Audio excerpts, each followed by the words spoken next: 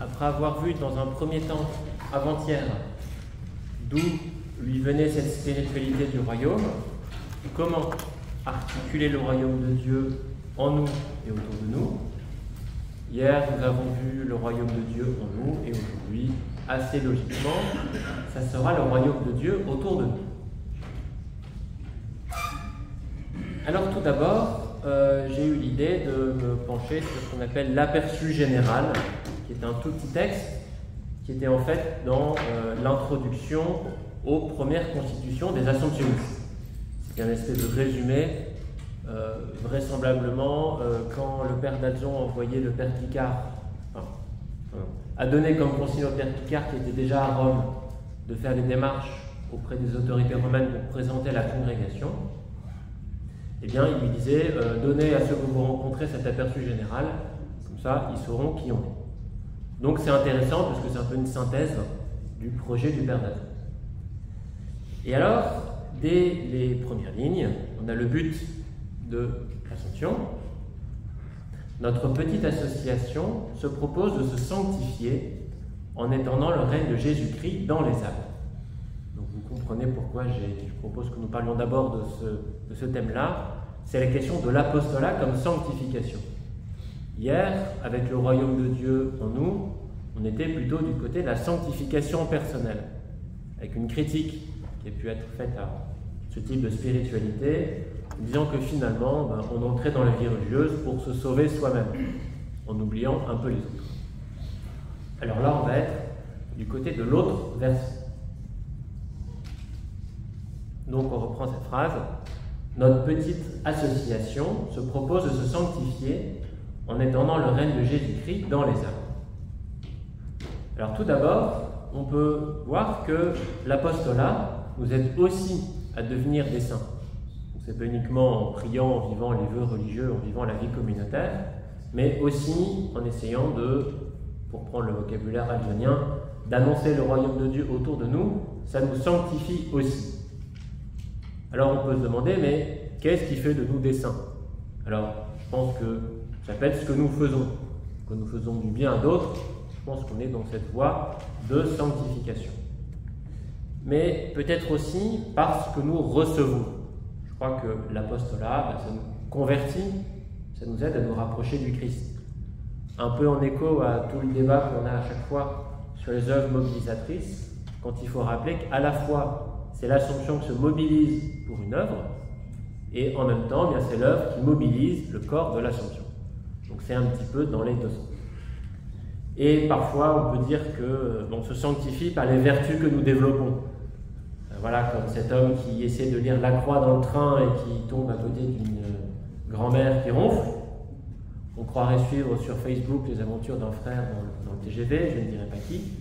Bref, parfois, dans l'apostolat, on exerce notre patience, on exerce notre bienveillance, on exerce notre miséricorde. Et je crois que ça nous sanctifie aussi. Bon, le frère dont j'ai parlé se reconnaîtra. Donc, on reprend cette définition et on peut se demander si c'est commun. Bien, je crois qu'il y a un élément qui est assez original. Alors, je me suis aperçu de ça, c'est quand j'avais fait mon mémoire de master à Strasbourg. Bon, j'avais travaillé sur l'histoire de l'Assomption et notamment des questions canoniques. Et apparemment, alors ça, c'est des questions du début du XXe siècle, je pense que c'était aussi le cas avant. On se posait un peu la question sur les deux fins de la vie religieuse. Il y avait deux buts à la vie religieuse. Il y avait se sanctifier par la prière, par les vœux religieux, etc., éventuellement par la mortification si on veut, et aussi sanctifier les autres. Donc ça, c'est l'apostolat. Mais comme dirait l'autre qui nous dit qu'une seule priorité est possible, est-ce qu'on peut avoir deux buts différents dans la vie? Est-ce qu'on peut avoir deux fins différentes? Le risque, c'est d'être écartelé. Bon là, il y a 5 directions différentes. On peut se retrouver comme cet homme en se disant, mais finalement, est-ce que le but de ma vie, c'est de me sanctifier moi ou c'est de sanctifier les autres? Et apparemment, au début du XXe siècle, on s'était rendu compte que ça posait problème. Qu'est-ce qui était important dans la vie d'une religieuse hospitalière? Est-ce que c'était de prier? ou d'aller soigner les malades qui se présentaient à elle. Bien, ce qui est intéressant, c'est que le père d'Alzon, en fait, articule les deux. C'est de se sanctifier en sanctifiant les autres. Voilà. Et c'est ça qui est assez étonnant. Il aurait pu mettre « et ». Notre petite association se propose de se sanctifier et d'étendre. Non, c'est en étendant. Donc là, je crois qu'il y a une originalité du père d'Alzon qui nous dit que, bien, par l'apostolat, on peut aussi progresser dans la sainteté.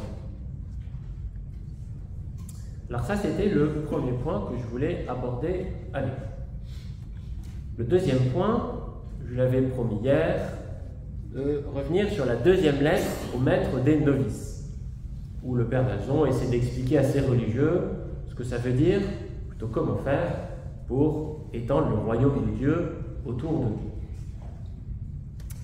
Alors d'abord, tout au début, dans le premier paragraphe, le père d'Alzon essaie d'expliquer ce qu'il appelle l'opportunité de l'Assomption.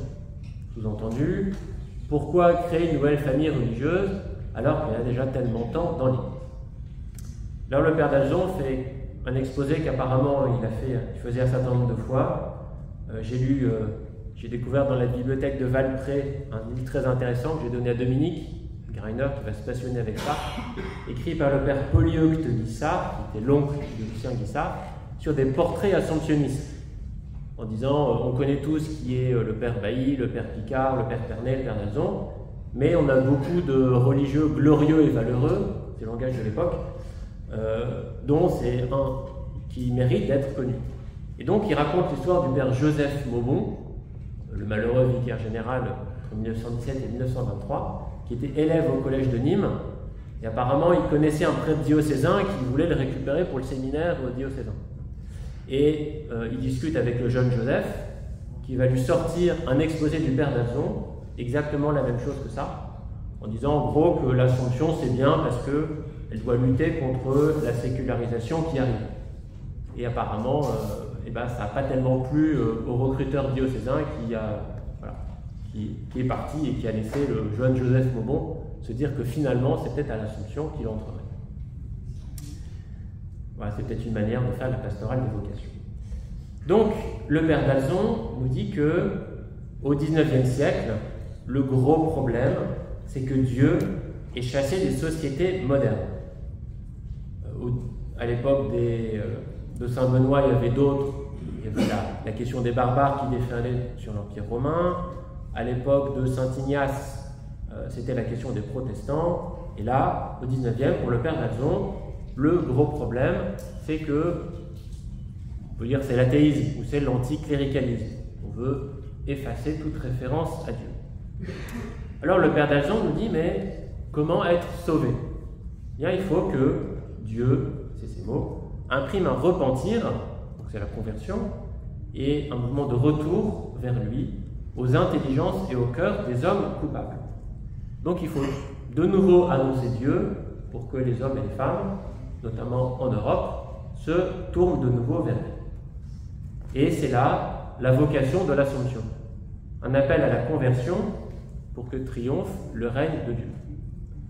On pourrait maintenant parler avec un langage actuel de discernement des signes des temps, et c'est exactement ce qu'on avait fait dans notre premier chapitre, dans la première session du chapitre provincial. Ce que je trouve intéressant dans cette lettre, c'est qu'en la lisant, je me suis dit, mais on a l'impression qu'on est dans un chapitre. D'abord, le père d'Alzon discerne les signes des temps, c'est l'aspect constat. Conviction, mais notre vocation, c'est celle-là. Et recommandation, pour faire advenir le règne, qu'est-ce qu'on va faire maintenant? Et c'est justement ce que le père d'Alzon va aborder dans la suite de la lettre. Alors, on ne va pas tout lire, mais il y a des éléments qui ont retenu mon attention, notamment sur la question de attention à ne pas se disperser.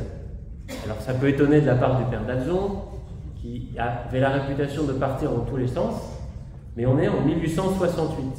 Le père d'Alzon a mûri, il est plus âgé, il a fait l'expérience de la vie, et il est peut-être un peu plus raisonnable qu'avant. Donc j'ai souligné cette phrase.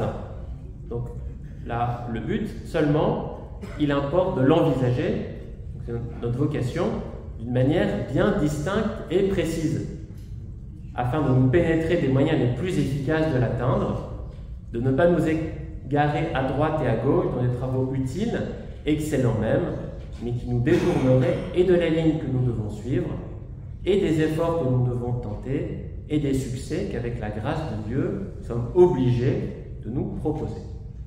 Donc là, on a tout le souffle alzonien avec la sagesse de l'expérience. Alors, je vais revenir sur l'un ou l'autre élément. Tout d'abord, ne pas se disperser. Bien non, nous ne pouvons pas tout faire. Donc, il faut prioriser et viser, le Père d'Alzon emploie le mot efficacité. Ça ne fait pas toujours partie du langage de la vie religieuse, mais parfois, peut-être que cela peut nous aider. Alors, nécessairement, nous allons laisser des activités de côté. Le Père d'Alzon nous dit, ce n'est pas parce qu'elles sont mauvaises ou inutiles, mais la difficulté, c'est qu'elles nous dispersent et nous empêchent de répondre à notre vocation. Et ça, je trouve que c'est assez précieux. Parfois, on le voit bien quand on va faire des choix. Il y a oui, mais on n'a pas envie d'abandonner telle chose parce qu'on fait du bien. Sans doute, heureusement. Mais peut-être que bien notre vocation, ce n'est pas d'abord de faire cela. Donc, il faut choisir des priorités. Et enfin, je termine. Le Père d'Alzon donne 3 points d'attention. D'abord, un détachement intérieur par rapport aux préoccupations matérielles. C'est quelque chose qui nous aide à être des meilleurs apôtres. Pour une liberté d'action, pour ne pas être esclave des biens terrestres, évidemment, sans insouciance irresponsable. Il ne s'agit pas de dire le matériel c'est pour les laïcs et nous c'est le spirituel. Après, on voit bien les difficultés que ça pose. Alors évidemment, il y a un appel à examiner nos pratiques en vérité et nos incohérences. Quand on nous dit toute direction, autre direction, bon, ça c'est un bel exemple d'incohérence. Alors chacun pourra chercher les incohérences dans sa vie. Deuxième point d'attention, accepter nos souffrances apostoliques. Alors un chapitre ne va pas le dire, il faut enthousiasmer les gens, je ne suis pas sûr que c'est comme ça. Alors d'Alzon était-il doloriste? Peut-être un peu, mais je pense qu'ici en fait, il parle d'expérience. C'est le d'Alzon de 1868 qui a vécu toutes ces difficultés physiques, épreuves de santé, etc. Et il faut accepter les difficultés. Donc oui, je pense que dans les 6 prochaines années, il y aura des difficultés. On ne l'écrira sans doute pas dans les actes du chapitre, mais bon, c'est inévitable. Voilà, et après, il faudra oser les affronter. Dernier point d'attention, l'unité de conduite. Alors on retrouve la formulation militaire du Père d'Alzon.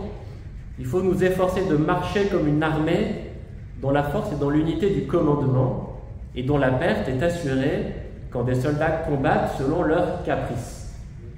C'est vrai que parfois on peut faire des caprices. Exemple, vous avez une allégorie du religieux qui accueille sa nouvelle nomination. Et oui, mais c'est vrai que parfois quand on nous demande de faire quelque chose, il y a peut-être un discernement entre moi ce que je veux faire et puis les besoins de ce que je peux faire aussi et les besoins de l'Assomption. Voilà. Bon, je pense que je suis bien placé pour dire ça, donc je suis peut-être légitime pour dire ça. Et voilà. Et parfois, il faut peut-être se dire, mais finalement, qu'est-ce qui sert le plus le royaume de Dieu, mon confort personnel ou la mission et les appels de l'esprit. Alors je vais m'arrêter là pour le Père d'Alzon et demain on verra le royaume chez Bruno Chenu.